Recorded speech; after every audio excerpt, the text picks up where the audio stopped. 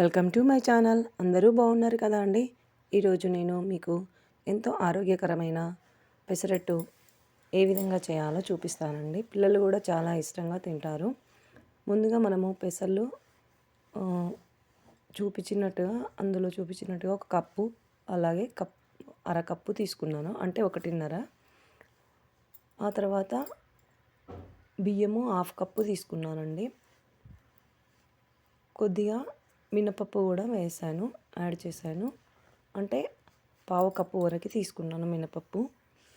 మూడింటిని బాగా కడిగి నానబెట్టుకోవాలండి ఓవర్ నైట్, లేదంటే 6 to 8 అవర్స్ నానబెట్టాలి. అలా నానబెట్టడం వలన బాగా పెసర్లు అనేది బాగా నానతాయండి.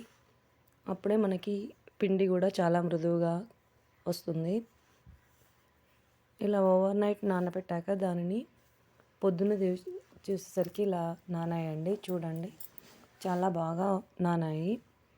వీటిని మిక్సీ జార్లోకి కొద్దిగా తీసుకొని మెత్తగా పట్టండి.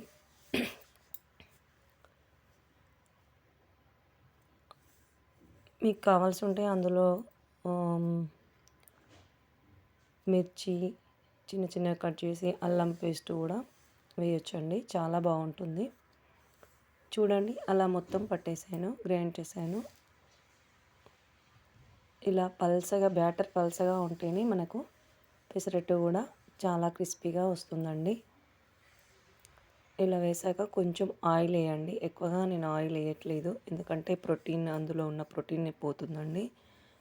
మనకు వీలైనంత వరకు ఆయిల్ వేయకుండానే బాగుంటుందండి. చూడండి ఎంత క్రిస్పీగా వచ్చిందో.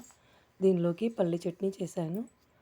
పిల్లలు చాలా ఇష్టంగా తిన్నారు. మీరు కూడా చేయండి.